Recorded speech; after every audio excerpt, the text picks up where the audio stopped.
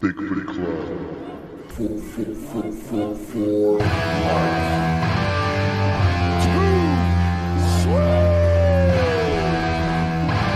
Bigfoot Club. For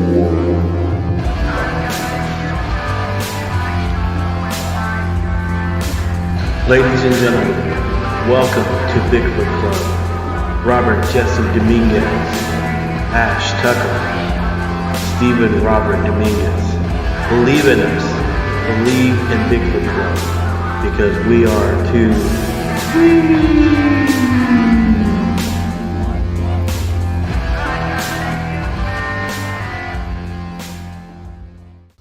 Hi, this is John And I'm Cecilia. from Crazy Cat Paranormal Speaks. And you're listening to the Bigfoot Club podcast. Hi everyone. I wanted to mention if you are listening to Bigfoot Club on any of these platforms, iTunes, Spotify, iHeartRadio, Pandora, Stitcher, Google Play, Alexa, YouTube, Listen Notes, or Deezer, please give us a comment, a like, a subscription, give us a follow, and we appreciate it greatly. Also, please like and follow us on social media platforms, Facebook, Twitter, and Instagram. You can find us by searching Bigfoot Club 1. That's Bigfoot Club and the number 1. If you have any paranormal, Bigfoot, or strange stories, please email us at bigfootclub1@gmail.com. Again, that's Bigfoot the number 1, @gmail.com. Please check out Matt Knapp's YouTube channel, Bigfoot Crossroads and Cryptid Tales. Also, give a listen to Nightcaller's Bigfoot Radio on YouTube with Lauren Smith. It's also available anywhere else you can listen to podcasts. So, if you enjoy the show and would like Bigfoot Club to keep making episodes, then perhaps you would consider supporting the show. You can do this by donating to our PayPal link, and any donation is accepted. These donations will support us to continue bringing episodes and content. Once again, thank you so much for your support. Hey everybody, Robert Jesse Dominguez, Bigfoot Club, Season 2, Episode 45, here with Steven and Ash. How you guys doing? We're doing okay. We've done a lot of episodes this year. Yeah, we have. I guess I just don't pay attention. I'm just like, really? Already? Yeah, I was telling Matt this week that we were going to do 2 episodes with Scott and then with Brett next week, and then I was going to cut it short the rest of the year. He says, take a break. I said, yeah, man, we've been going hard all year. You haven't taken a break since what? July? July, yeah. We've been doing a show like almost like every week, almost. So it's been pretty tough. It's been a tough year, but I think it's been good for us from the Bigfoot Club standpoint. So I'm pretty excited today. Today we have Scott Perry with Texas Paranormal Recon. How are you? I'm fantastic, and it's wonderful to be on this thing. Man, I've been trying to get you on for a while. I know you were on Brad Freeman's show that he's no longer doing, but I've been trying to get you on, and I've been meaning to reach out to you, but I haven't had time to do it. It's been busy. Yeah. It's been busy. So you're actually a moderator on Pentex, the Paranormal Investigations of North Texas Facebook group that I run, and you and Brad are moderators for that, and you guys do a great job. I just want to say that. Well, thank you so much. It's really fun to do that work. Let me ask you a quick question. When you joined that group, were you in another group already, or? Oh, Lord. Let's see. That was one of the first ones I joined. Mm-hmm. A friend of mine, Tanya Murrick, kind of pulled me off into Texas Paranormal Outreach, and that kind of died down. But if anyone's interested, I'm still kind of running that. Okay. It's just out there. Maybe trying to move that up into something more than an educational site, into something that might be a little bit more active, and that would be cool. Okay. I was part of like Brad's group, Texas Paranormal Expeditions, Dallas-Fort Worth, and then a good chunk of us trying to transfer it over to Texas Paranormal Recon. And we've been running cases, and it's been a lot of residential cases. It's been very nice to help people that way. Mm-hmm. And I've done that before, by and large, just individually, but it's nice having a team to work with. Ricky Ewing's running that group, right? Yes, she is. I haven't had a chance to meet her. I've been trying to meet her. had like 2 things postponed.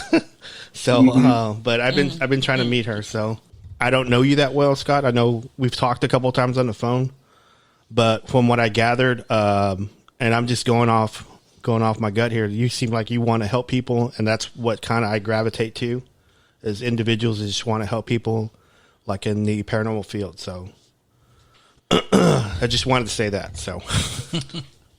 Well, fantastic. And if anyone needs any help whatsoever, by all means, I hope tonight will give them the inspiration to seek out help. If our group can do something, by all means, let us know. We can be reached at texasparanormalrecon@gmail.com. Also, you can do that same thing, Scott.texasparanormalrecon@gmail.com.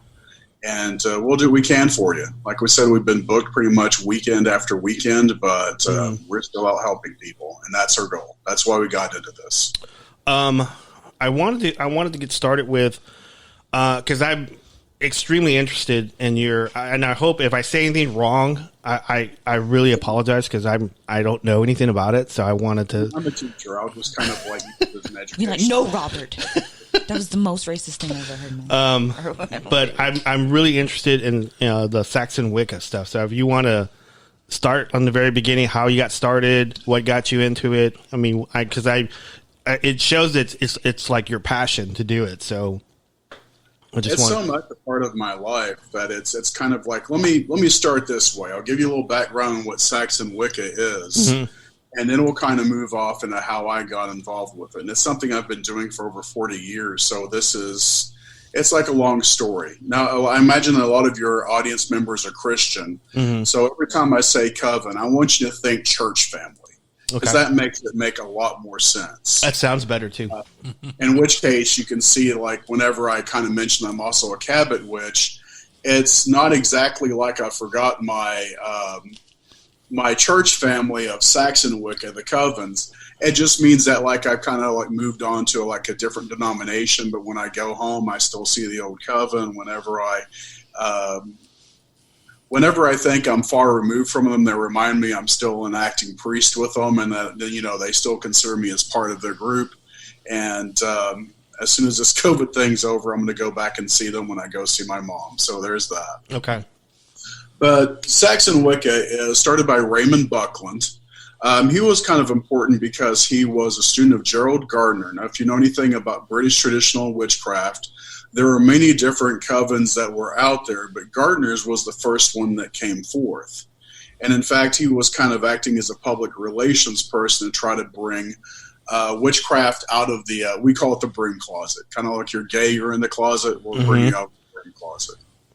And as such, he and some of the other ones that were influenced by his coven or by like similar styles of the craft, such as Alexandrian, which practices more ceremonial magic, or some of the many other forms of British traditional witchcraft that are out there, just kind of blossomed. And there's some of the first ones that you would see out in the scene back in the 60s and 70s and stuff like that.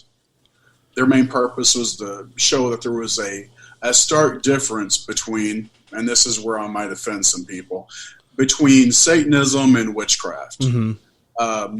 Christianity demonized my Native American ancestors, including my grandfather, who's full blood, and some others, saying that whatever shamanic practices they were doing was devil worship, and it's not. It's nothing to do with it.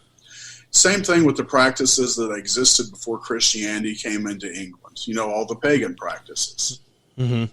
And Wicca is not a straight continuation of that, in the same way that Christianity has had some major changes throughout time, such as the Protestant Reformation, or if you're Catholic, Vatican II, that changed over everything.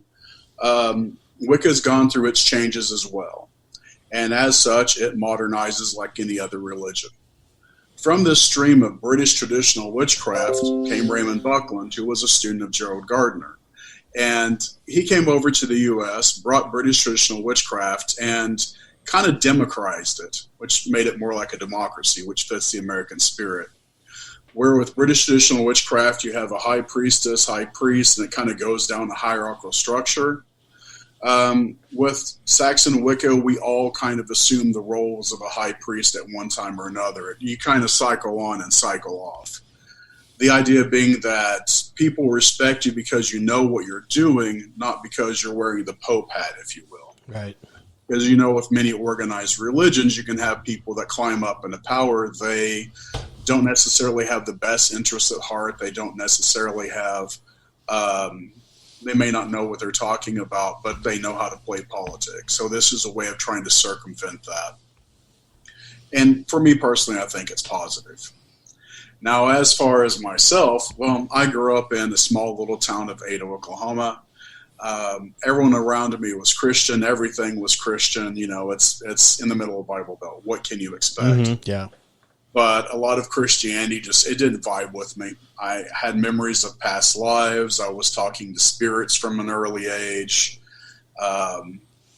I was remembering my past life as a witch. I was remembering like how to do spell work, and I'd kind of do weather spells and other fun things when I was a little kid. And somewhere around the time that, this is a different day and age, but there was a time in which if your parents wanted to dump you off, they could drop you off at the local public library and to take care of some business things and come back and swing and get you later. So I was hanging out at the local library, and I was checking out a lot of books on ghosts, a lot of things on like Loch Ness Monster, Bigfoot, a lot of things on witchcraft. And one of the librarians happened to notice, and she was a witch. And she just kind of watched me from afar and was like asking me questions. And after a while, she invited me to join her group, which was going to become like my church family, which was Seax-Wicca. And they kept me on the straight and narrow, and they were like surrogate parents, if you will. Right. Group of 13 surrogate parents. So, and also the fact that they were witches and had psychic abilities too made sure that I really couldn't get away with a lot. So where other people were out drinking, partying, and doing other stuff, I was holding seances and just doing things that were slightly different, but still positive. What did your parents say about you joining this coven? They were busy with work. They were kind of consumed with other stuff, so if they noticed, they didn't say anything. My parents bought me like occult books and just kind of like, that was that. So I had access to a lot more materials than other people would have, and they didn't really say much of anything. Later on, when I was after 18 and came out of the closet as a gay man, and also kind of, told them that I wasn't a Christian, then it started to hit home, but I think it took about a good decade or so later before either thing sunk in. And I'm pretty sure the gay thing took till about age 40 for that sunk in, and maybe witchcraft might have done the same thing. Okay. They seemed like, they were buying you stuff, so they were somewhat supportive of you, right? Yeah, they're wonderful people. They were like good parents. I say that. My mother's still alive. She's a wonderful parent. My dad has moved on, and he was wonderful. But it wasn't like your traditional kind of thing. Right. My parents still bought me like a Bible, a King James Bible, when I was 13 and a cross. And I remember looking at them at Christmas and going, why would you do that? Because it's kind of one of those. Understood. Yeah, it's kind of one of those things where, like, because my mom still does that too. I'm like non-denominational pagan or whatever, but she kind of wants to be like, well, hey, you're single. There's this. Down at the church, they're having a singles meetup, and they just go to the movies, and just kind of like tries to backdoor it in there, kind of like, like maybe. I know you're 34, but maybe it's just a phase. Yeah. I think for some, especially in the Bible world, maybe 40 is the magic number when they finally just they go, okay, I give up. We'll see. If my mother were more clever with it, I could see her saying, I know you like crackers and grape juice. Why don't you come down to church? Those crackers taste like envelopes. I don't know. That's what I always thought. Like when when you look at that's what they tasted like to me. Oh. It's the flesh of Christ. The communion. So you were mentioning earlier the second degree Cabot Witch. So did you move on? Is Seax-Wicca like the first phase, and then you just moved on to that? Think of them like different denominations. Okay. We call them traditions, user denominations. About 7 years ago, I became vegan, and there's a lot of gay witch vegans that are like Cabot witches, and I just kind of like, I love I love Seax-Wicca. I'm always going to be a Seax-Wicca, and I'm always going to be a priest in that. But I also like the Cabot, we're going to call it denomination, but it's tradition. I like the Cabot denomination a lot. I studied under Laurie Cabot. She's a wonderful lady. She's funny. She is, they have an insult for witches like her. They'll call them like glitter witches because they're not dark and scary. And she just puts glitter in damn anything. If you buy candles from her, you're going to see like glitter sneezed all over it. So she's just damn funny. And if you look at her and like just kind of like turn on your gaydar, she's always surrounded by a bunch of like gay witches. So it's like there's drop a disco ball and it's a party. So it's a super friendly kind of environment. And yeah, I'm a Cabot witch too. Very proud of that.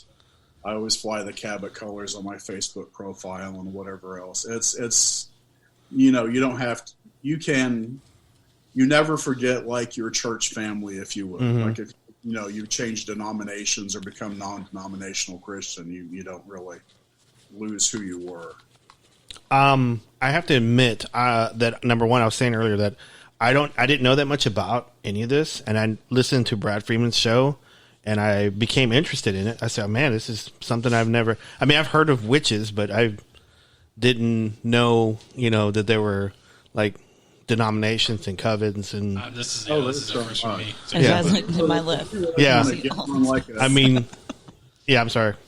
Oh, I was going to say, if you really want to get on a tirade of different things, like there's so many different groups that call themselves witches. It's like the old fight over who's a witch and who's not a witch is still kind of brewing. You have people that watch like the Chilling Adventures of Sabrina, and they think that witchcraft is, you know, if I don't worship the devil, there you go. Yeah. And you have like satanic witches, but we just call them Satanists if you're Wiccan. Right. And you have some other people, they will call themselves traditional witches, and it's just like they read the stuff that was the folklore or Christians were talking about how witches worship the devil and they try to bring the devil back in, or maybe it's not the devil, maybe it's the horn god. It's kind of iffy. Yeah. So I was going to ask you also, the Golden Dawn Ceremonial Magick, is that a different one also? Is it a part of that? Oh, it's an entirely different practice. Okay. So let's kind of move it this way. Witchcraft versus Wicca. I'm going to use Wicca as for what I do because it's what I do. Wicca has a religion, and it's also a magical practice of witchcraft. The two are together. You can have some people today, and let me say like today, because if you went back in the 80s, you saw a witch, it was a Wiccan. Same thing for the 90s, it was a Wiccan. But you might run into one of the people today that practice witchcraft. They've, you know, maybe came from a family tradition, maybe they learned off the internet, but they'll say it's a practice, and they might claim to be atheist, they might claim to be Christian, they might claim to be anything. So it's more of a practice in that regard. The Golden Dawn's kind of similar. It's actually it's an amalgam of a lot of different systems put together. Let me backtrack for a while because it'll make more sense this way. Okay. If you're practicing ceremonial magic, which is those, you know, the big books of grammars or grammaries of magic, each grammar of magic and the practitioner was individual to that book. So, for example, if I had a copy of the Heptameron and I was really, I knew the Heptameron, the spirits there I dealt with all the time. Practitioners of this would call themselves old system magic, and they would only work within the confines of that book itself. And they kind of describe themselves as like modern shamans.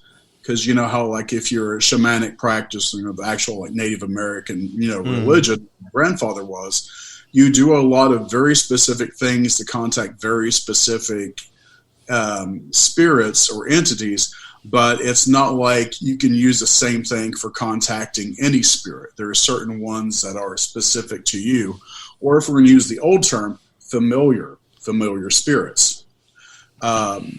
Now, when it comes down to the Golden Dawn, they were taking astrology, astrological magic, which is specifically that Hermetic part, Greek, you know, root word being Hermes, god of magic, and Greek astrological magic, moving it with Kabbalah, which was done in many different systems of magic or grammars of magic.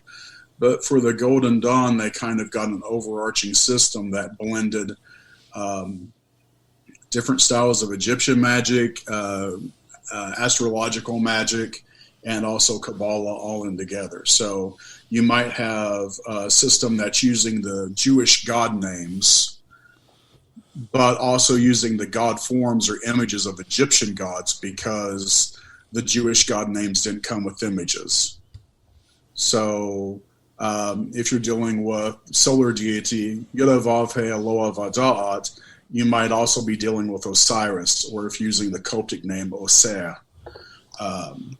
And this is where you see, like, if you're looking at old system magicians, you're going to see like circles that are drawn on the ground. Like if you're dealing with magicians or sorcerers, they're dealing with the Gosha. You might also hear that pronounced as Goisha. Mm-hmm. You're going to see a circle on the ground. Solomonic magic does this. You'll have the triangle of manifestation off in the corner that's got a little black mirror on the inside. But if you're looking at a Golden Dawn magician, we're the ones that tend to draw like pentagrams and hexagrams in the air, and all of our stuff is up in the air. It's a blending of things. Old system magicians will look at the Golden Dawn and say anything Golden Dawn on is kind of like New Age. The New Ager terms. If you notice how New Agers will blend a lot of different stuff together, the Golden Dawn did it first. With that said, you'll also see Golden Dawn currents infecting like Wicca, because whenever the Golden Dawn, and this is one of the reasons why the Golden Dawn's important, it's just such a huge magical influence. Whenever practitioners of the craft ran into Golden Dawn magicians, they kind of compared notes, as you do. And you'll see some blending back and forth. Is the Golden Dawn a religion? No, it's more of a practice. A system of magic and transformation.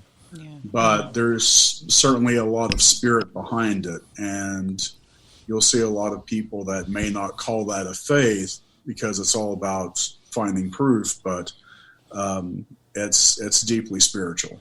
But you can give any faith a join. Golden Dawn it's pretty old, isn't it? Is it not? Or it's relatively old. Not as old as like I say, the old system magicians that were like traveling around since the medieval ages. But for us, because it was not this century, not last century, around the time the Victorians are running around, it's fairly old. Aleister Crowley was a part of the Golden Dawn. Aleister Crowley was a part of everything, and that's where you always got to look at Crowley, because everyone always brings up him. The Golden Dawn is not a fan of him because he was a black magician and doing all this other stuff. Plus, he stole a lot of secrets that he wasn't supposed to steal and run off and publish them as his own. But if you're looking at Crowley about why he was a part of different groups, go research Crowley's biography. You're going to see he was part of like anything that was shaken during that time. Crowley found a way to become a member of it. I actually bought Secret Siphon Filter. You did. And he's all over that book. Yeah. Yeah. So he's over a lot of different books, and that's where you'll see stuff. He was actually hanging out with Gerald Gardner. I mentioned him before. Right. That's of Gardnerian Wicca. And like I said, those two kind of compared notes. Now, it's questionable. Crowley had a reputation, but it's like you're not really sure if he got into different groups because of his reputation. I compare it to like ghost hunters. You know how some people are celebrity ghost hunters, and they'll join any group possible, and people are so happy to have them because of the name. Mm-hmm. And then you get to know him, and you go, wow, this guy's kind of a skank. That's Crowley. It almost, and then you wish you hadn't told him where you lived, because now he knows and he's knocking on your door again. Yeah, it almost sounds like he was like looking for something. Oh, he always was. Some the people that kind of follow him will kind of compare him to like Prometheus. He's looking after stolen fire. Mm-hmm. And he did find it. He just went to every group to kind of get it and pull it together, plus whatever inspiration he had. Yeah, because looked like he was into aliens too, and all kinds of. Oh, if it moved, he was there. and it's interesting with things like that. It's in both worlds, honestly. When you get like to the aliens and then like the metaphysical aspects of it's like Mm-hmm. I think they kind of with Our favorite thing to reference with Hellier. They kind of, Yeah. they get into that a lot because it's just what's it called? It's just like Synchronicity. Well, synchronicity. Yeah. If you do anything with Aleister Crowley's sex life, he might have been wanting to have sex with them. Yeah. And after anything that moved, so why not? He Party was on. he was there, right? He was the beast. Apparently, you never know how he got that reputation. Yeah. Wow. I was good. I noticed that. Did you have our listeners can't see this, but you have like a necklace around your neck. Oh yeah. Can you talk about that a little bit? Yeah. This one is just your typical kind of pentagram. It's a Wiccan one. Spirit up top. Down over this way would be fire, earth, air, water, and you'll see stars in like many religions, right? Mm-hmm. This is one that was kind of used in ceremonial magic. It's also used in Wicca as a sign of like the 4 elements ruled by the gods. For us, it's a very positive symbol. Again, if you're looking at people and trying to figure out which flavor they go, remember if it's inverse at the point down, that's your Satanist, that's your dark magic user.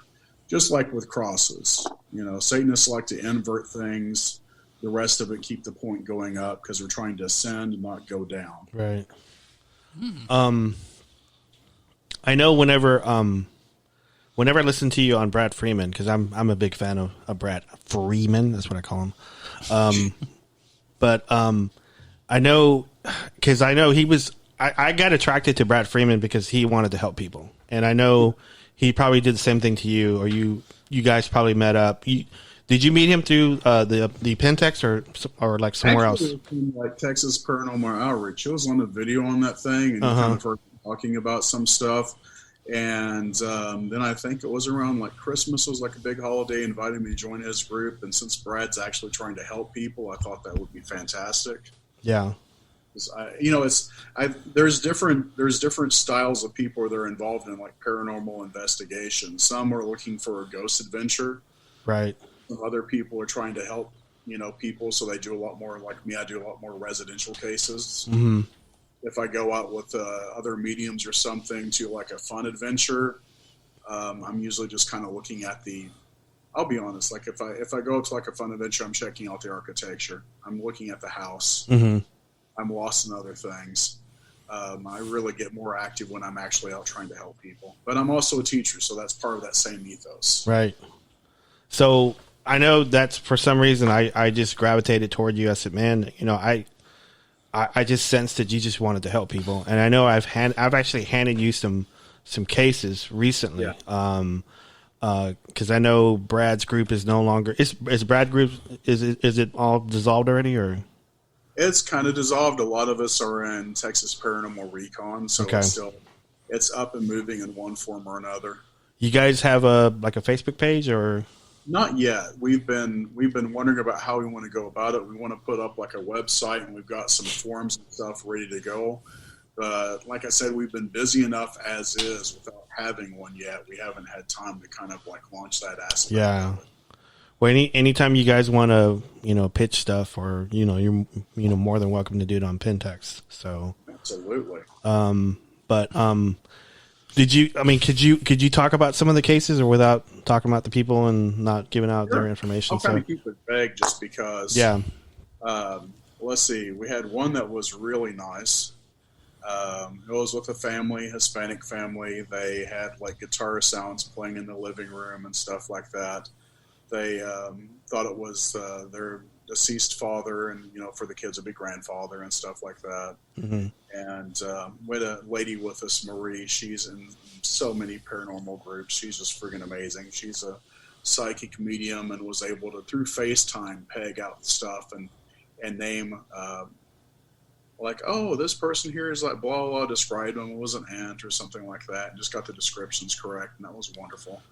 The family felt more comforted by that. Whenever there's a spirit in a place, I always get really curious, and that's how I describe it. I just kind of get curious, and I feel like I need to go walking around. So I went walking around in that case, told everyone I was going to go off to the restroom, and I used that law as an excuse. Mm-hmm. And went out to like the bedroom area, which was next to the next to the bathroom, and I saw a spirit standing before the foot of the bed, and then the lights in the room went out. So I was like, okay, this is where we need to be. Grabbed everyone in the living room, brought them back over that way, and that was really fun. In the middle of like using the Phasma box to get some signals and having the spirit hit the K2 meter and whatever color we're going for, I felt like my voice start to change. I'm a trance medium, by the way, so I can either see them and talk to them, or I just entirely go under and they speak through me. My voice was changing. I looked over at Lauren Gonzalez was with us, and I said, this isn't me. This isn't my voice. I'm going to go under soon. And later on, I did. The spirit of the dad just came through me, had this really long conversation with the family. I don't recall much of it because I never do when that happens. I was about to ask that question.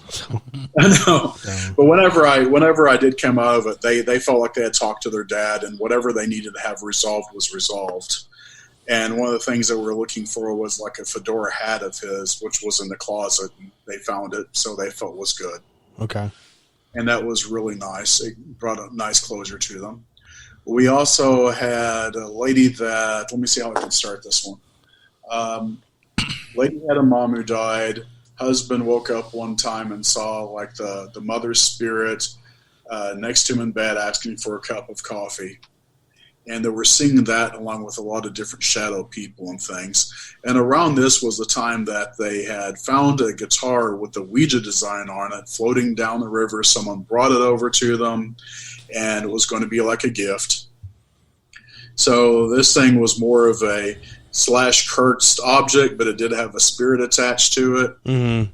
And we were going to basically remove the thing from them, clean everything out, using ceremonial magic banishings, which is a slight difference with our group than like some others. Some will like do the Christian prayer and sage, and the lady flat out said accurately that sage just pissed it off.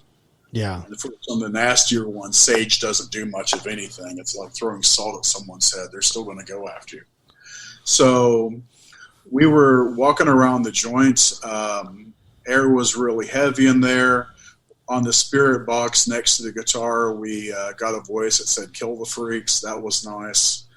Phasma box had a lot of different spirits coming through. Some of them were like little kids. They were asking for help because whatever was there was creeping those spirits out.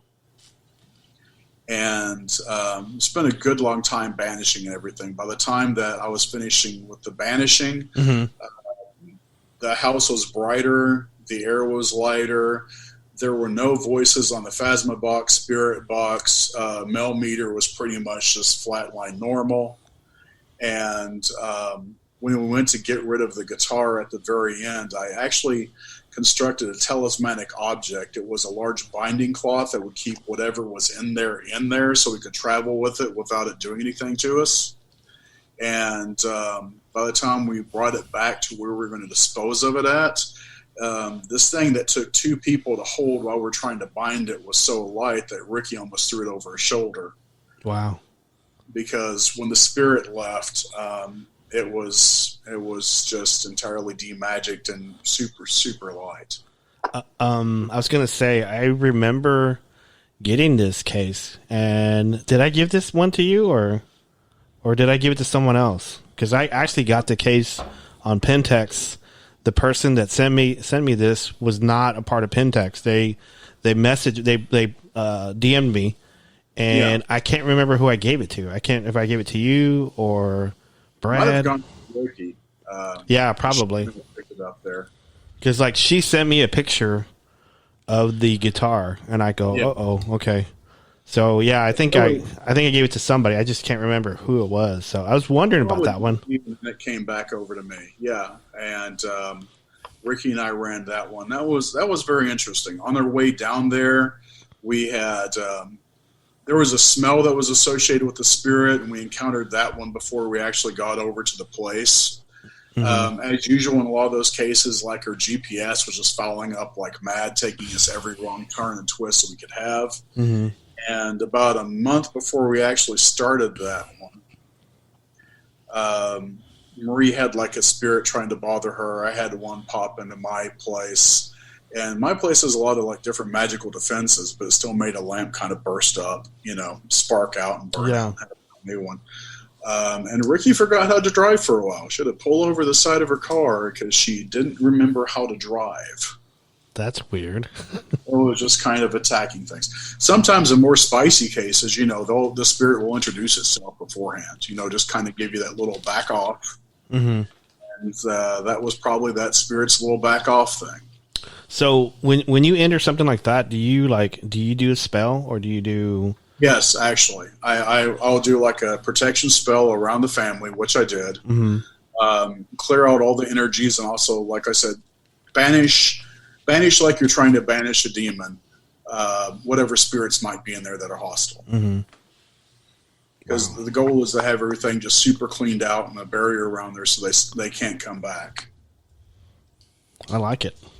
I like it a lot. It's necessary. It's like, I'll say this much. Like, if you've got someone who's practicing witchcraft or Wicca doesn't deal with demons very much. In fact, a good chunk of us will go out there and like, oh, demons, haha. Because, like there were several pagan gods that were turned into demons.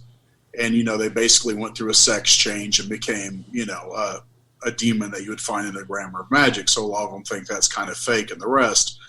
But since we also don't really deal with it, a lot of the things that Wiccans have will deal well with nature spirits. It'll deal well with ghosts. It'll deal with a lot of stuff. But a more feisty demon, it's not. Mm-hmm. Or even something that's demon-like.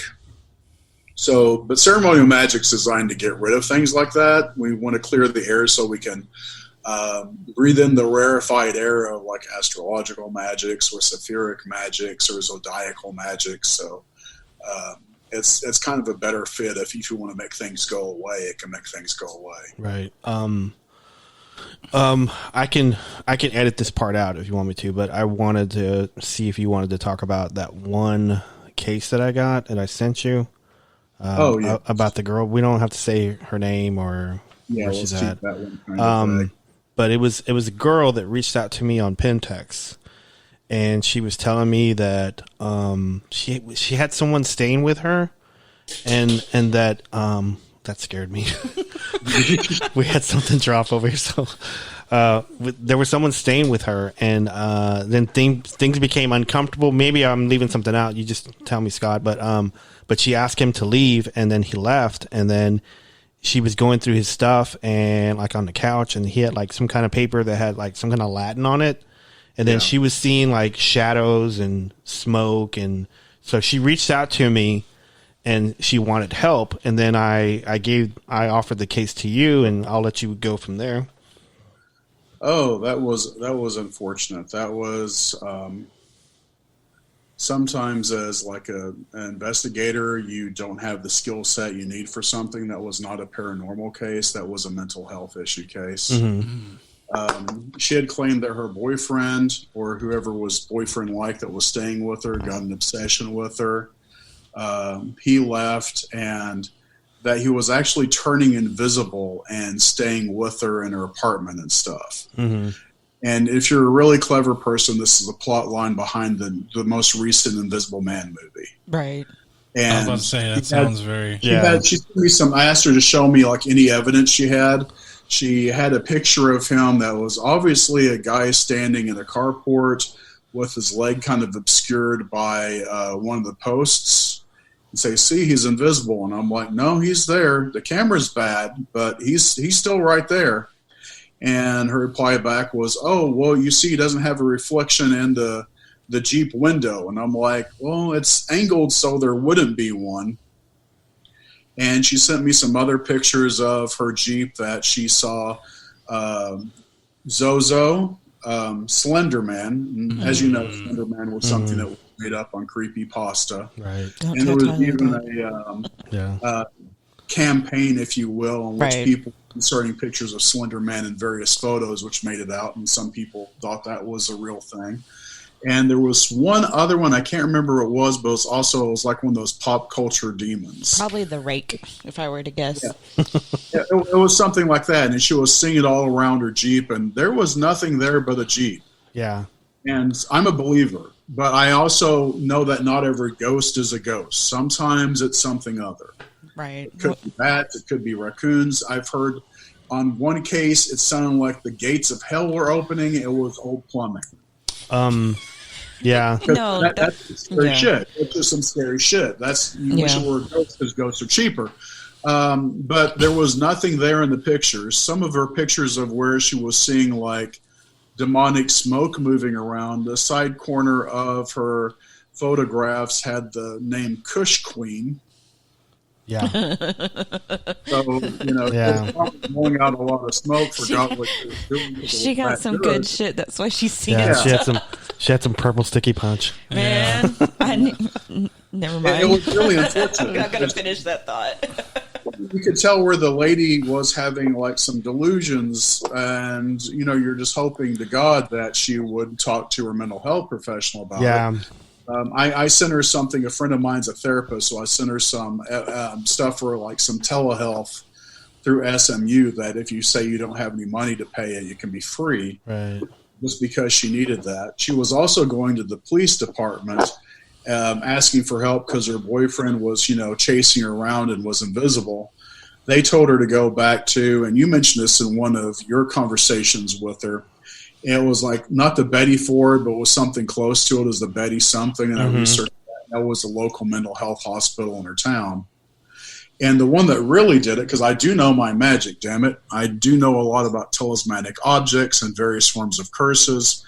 The thing that she sent that was the talismanic object that her boyfriend had created, it was, and this is where you can see how bad the delusion was. It was literally it was a piece of paper that maybe had something that was an X here and there, but just a lot of shading. She said that it had Chinese, it had Latin. She had experts look at it. There was no Chinese. I know Latin. There's no Latin there. There was nothing on there except like maybe someone ran some pencil marks over it and kind of made literally 2 X's. Okay. And that was where I was like, okay, I understand what's going on now. I have a master's degree. It's not in that. So she needs some other kind of help than like a ghost hunter.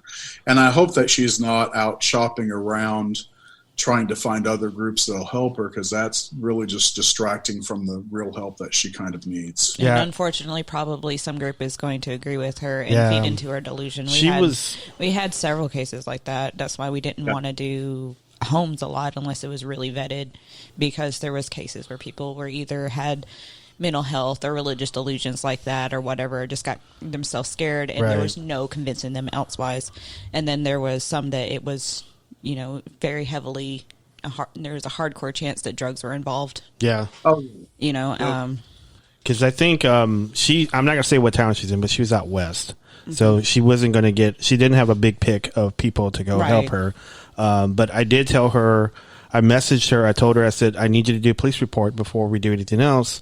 And she kept, like either like not answering me or like prolonging it or changing the subject. And I told her, and she says, well, the police won't help me. I said, go online and do it online. I said, I need you to do it. It's important, because if this is what's happening, we need to X this one out of the way, and so we can go on to the next one.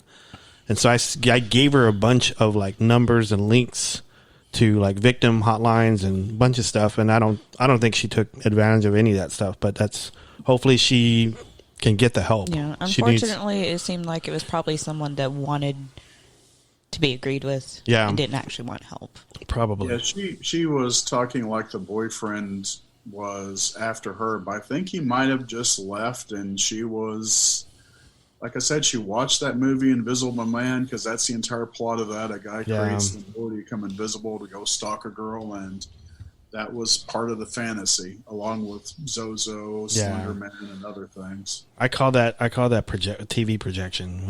People want to saturation. There's a lot of it. One technique I love to do whenever I'm getting curious is I always go around, and again, I'm a psychic, so I can do it probably easier than others, and I look for the vibes of things. But I'm also looking to see what kind of books they have. Yeah. Like I've had a lot of cases that had I know demons are thrown around every third second, but if I have a case that has like a demon in there or something, a good chunk of the time, I find someone that found a book of black magic that was learning how to do something, didn't know what they were doing, didn't practice that old adage, learn to banish before you summon, and called something up, didn't know what to do about it.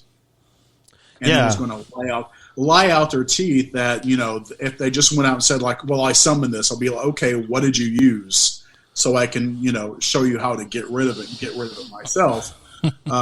They'll just lie about it and, you know, act like they have no idea. Then you kick a closet door and out falls like, why do they lie? I always wondered that. Why do they lie? If you're wanting the help, why? Yeah. We've seen it on every episode too, stuff like that. Like, why lie?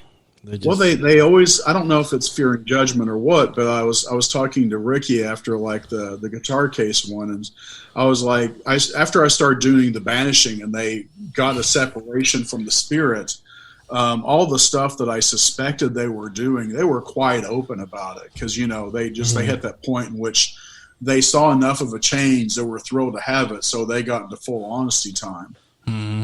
Same one we had about a few weeks later. That was it was basically the family that had I'm not going to call it a demon because it's not, but it was a feeder.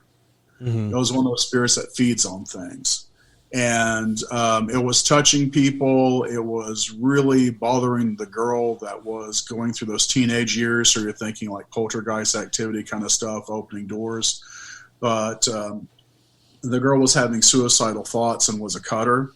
The family didn't, you know, say this until much later, but there were like blood splatters over on the bed, some stuff up on the wall. The millimeter that we were using, because we're trying to like use it as a check on my psychic ability. I can tell you where something's at, but are we getting hit or not?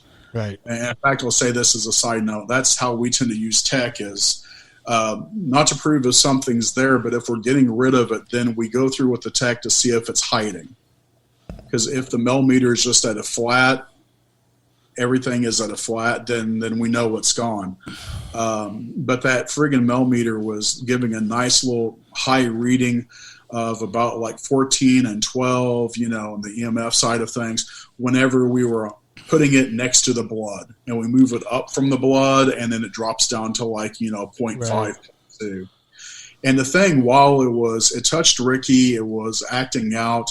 Whenever I started banishing it, the lights in the living room flickered, which like freaked out the mom and stuff. But that thing was hovering over the blood feeding. So of course it was affecting the client, so that her kid would cut in deeper and give it more to feed off of. Again, not a demon, but I'm going to call it a feeder, because that's basically what it was doing. But like after we got enough of a banishing, as the lights flickered, we got stuff like that. That's where mom kind of just started doing a big dump about, this is what's going on with her daughter. This is what's going on with her. That's where we figured out what those stains on the bed were. That's where everything kind of started syncing up. But it was information that would have been more helpful. Yeah. If we had started with that. It's hard to talk about. Yeah. Because there's such a stigma. And for a long time, it was trendy. Yeah. You know, which is unfortunate. But, you know, sometimes you don't think about it. I mean, even in that situation, they might not even thought that was relevant to the case at the time, you know? Yeah. Scott, I'm going to change it up a little bit here. I'm going to ask you, what are your thoughts on Bigfoot? Oh my God. I haven't actually met Bigfoot. Let me go like this. I don't know that much about Bigfoot, but like the Loch Ness Monster and anything that's basically there an animal out there, I'm severely open-minded to it. Yeah. I have an issue with people that think they've seen it in Oak Cliff or someplace like that. Yeah. I think there's at least got to be like raccoons or a cat or some other animal there. For me to think it's something that's really there. Now, going out towards East Texas, where there's all the trees and everything, and they've like Jefferson. Oh yeah, I can see that over there. There's enough for Bigfoot to live off and eat. There's stuff like that. Being native, Chickasaw specifically, I know I've heard some funky stuff out there in the middle of those Oklahoma woods and stuff. Yeah, there's tons of stuff in Oklahoma. There's probably like a 50-mile radius around Tulsa that has sightings and stuff. And But yeah, we actually had Oscar Mendoza on a couple, like 3 or 4 episodes ago, and he claims that they had like a Bigfoot sighting in Oak Cliff or something like that. A lot of things. Yeah, so But you know, but there's if it's a what I'm not really sure of with Bigfoot is the people trying to make it into like a moving target. Like if they don't have proof of it being a physical entity, which is how I encountered like the Bigfoot stories. Then they make it into a spirit. Then they make it into an alien. Then they make it into like they're kind of like jumping the shark. And the fact they're trying to classify something that we don't have evidence of it being here now. It's like trying to describe how a snake lives its life without finding the snake first. It's kind of problematic. Yeah. I got a book over here I got last week that basically say that maybe he's a fae. Yeah. Which I mean, evolution of spirit. Of wilderness, wild spirits, and then this one is about like it goes hand in hand because there are so many stories about them stealing children, kidnapping people, which is very, very common fae folklore. So even like Native American lore talks about that too. So, well, I knew I was going to throw you off by asking you that because I know you were. That's not a problem. It's not my wheelhouse, but. It is fascinating. It's just one of the skeptics of Bigfoot, the scientists said one of the problems with like Bigfoot evidence is it's so easy to fake. Here's something that happened that was kind of fun. Now, this is actually being told to me by one of my administrators, one of my bosses. Again, I'm a high school teacher, so there's that. This is from a job I had like many, many years back, early 90s. He had an art teacher, and this was up in like Alaska. It's one of those like very rural towns where they pay a lot of money because the admin, his name was Charles Ward, was trying to get me to go up there. He's like, you'll love it. And I'm like, no, I wouldn't. It was one of those places in which he described it as like, you had to buy the toilet paper in bulk. You had a honey pot. And I was like, what the hell is a honey pot? Like, well, it's where you shit and piss in, and you have to take it outside in the snow when it's going sideways. And he described a great story of this math teacher who was walking out and saw her out there. Snow was hitting her sideways, and she slept. The honey pot went up in the air and just covered her in shit. And he thought this was a great time. I know. That's like, that'll make you... North to the future, right? It was not my idea of a good time. But he was talking about this one guy who was an art teacher and an atheist. And he thought all the little Eskimo kids were just stupid, believing, one version of like Bigfoot or the rest. So being an art teacher, he made some fake Bigfoot feet.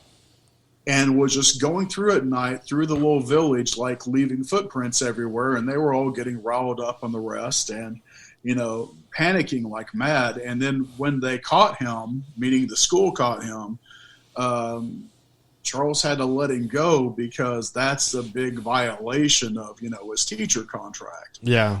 The guy was he was a pothead art teacher. He used to, according to Charles, have a giant bong in his living room. He left that out too. But, it was the Bigfoot stuff that got him canned. Wow. Well, I mean, Alaska's kind of progressive when it comes to, it's been legal there for a little bit, but. But, yeah, that's an interesting story. I like that. But, things. For every real thing you have, there's always a story like that can set the real evidence back, right? Right. It's like with ghosts. For every real ghost that's out there, one good fakery or one fake psychic or one fake medium just makes you ruins it for everything. Yeah, that's Rick Dyer. That's why that's why I like at this point I don't care about investigating a lot. Like maybe helping people if I know someone. Yeah. But it's so saturated and so many people want to get famous and all this stuff and it just makes everything. It's like I don't care about proof. I just want to know for myself. Yeah. And maybe help some people along the way. Yeah, I just want to help you. So I want to help myself see a Bigfoot though. Well, we can do that without having to go through the mess. So it might be like other forms of apes, and when it gets pissed off, it throws its poo at you. Yeah, it does. I mean, hey, that I is could be that guy. Have you heard stories about that ever happening? What, Bigfoot throwing poop at people? Yeah, because it usually rots and sticks, but it would make sense, maybe. It would, but I don't think I've ever heard one. Maybe he's a little bit more evolved. I haven't, I haven't heard anything like that, so. They'll probably think that's racist. That's racist. How dare you? I think.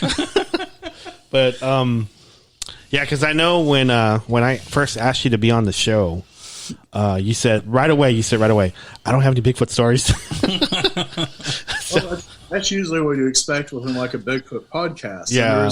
I've listened to your show before and I loved it, but it was a lot of like, Bigfoot stories. Yeah. No, we do. Yeah, go ahead. I'm sorry. I'm good to go with ghosts. I'm good to go with demons, but if I saw a Bigfoot, I might shit myself. Well, yeah, that's what I always. I even told Robert that you think, because this is where you can cross it over. Like you think Bigfoot see stuff like ghosts. They see demons. They see, and are they able to have the knowledge to decipher that's not real? Yeah, or they get scared themselves. Like like just by seeing a person, like they try to scare it off, and then it just vanishes in front of their eyes, and they're like, oh, "What the heck?" It's possible. I mean, because there's a lot of the dead roam the earth. So there's Bigfoot ghosts. What if there's Bigfoot ghosts? Yeah. What if Bigfoot practices spells or they do, don't they? Like it's possible. I'm not gonna rule it out. I don't necessarily want to like say that that's a definitive. Just like hearing the stuff that's happened with your team and the stuff that Luke's found. Yeah. That's like really early shamanistic Well, practices. we could look at that through some other ways too. Like, let's be honest, we're of the ape family, right? If you're looking at other apes out there, like Coco the gorilla, right? Mm-hmm. She's the one that signed language and all the rest. And Noam Chomsky, who studied linguistics, said, well, humans are the only species that has language. Right.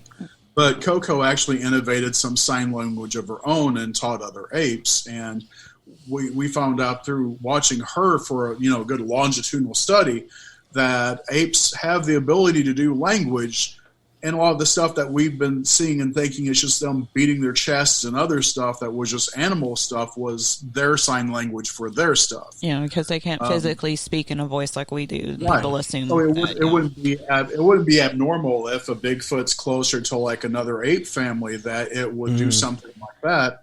It might be far closer to us, except, it being something that has hair wouldn't necessarily have to wear pants, but, maybe it could.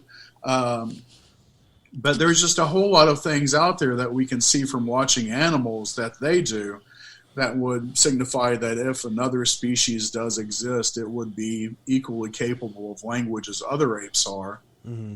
And equal capable of morality and stuff like that, and probably just, I have to imagine that we're the frightening species. We've killed off so many other species out there. If there is a Bigfoot, I don't really think it would come, or he or she, let's call it he or she because it would have personhood. He or she would come close to us because we're kind of messed up and deadly. We've destroyed so many other species out there. It has to be aware of that. Oh yeah. I think they've known that for a very long time. And I honestly think that's why not even good researchers that we know have been in it for decades. For example, with our last guest, she's never seen one. She's been around it her whole life, and has never seen it. But I think they choose. Yeah, I think it's kind of one of those things. Yeah, when they know. I'm a definitely believer in that too. I think Bigfoots choose to be seen, and they choose the people that they want to see. Yeah, it's just like the stuff that Luke has been doing or is doing still, I guess. Probably some.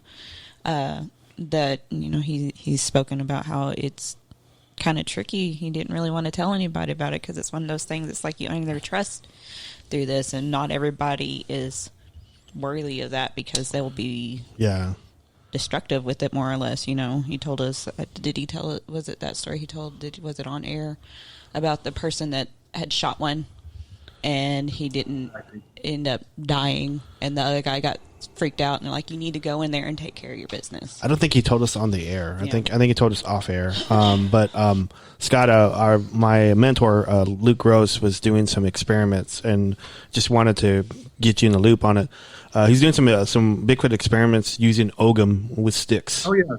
And so he was doing it like in a 5-state area. He was using other researchers in 5 different states, and they were all leaving like the same pattern, and they were all getting like responses.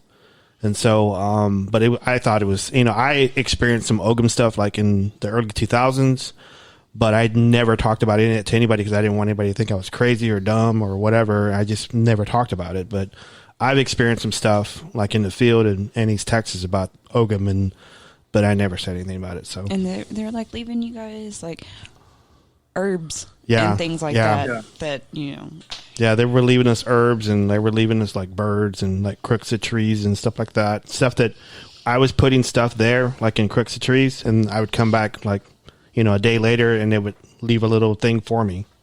Like a dead bird or some herbs or whatever. I don't think and so. it was Dead bird. And it was like way in the field where no one could see it. But anyway, yeah.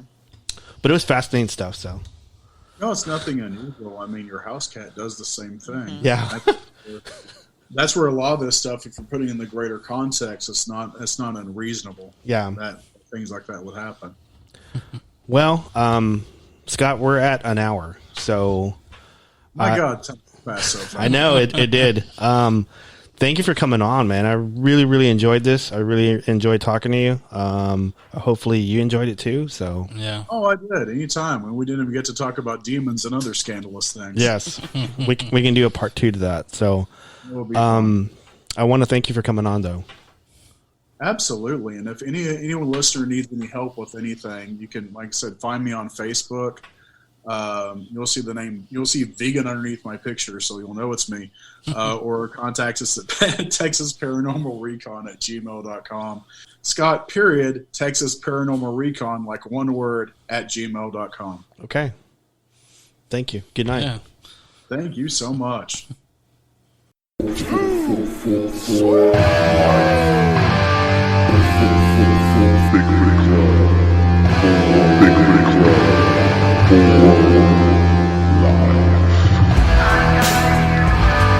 I must bid you adieu, and so, goodbye, and good night, bang!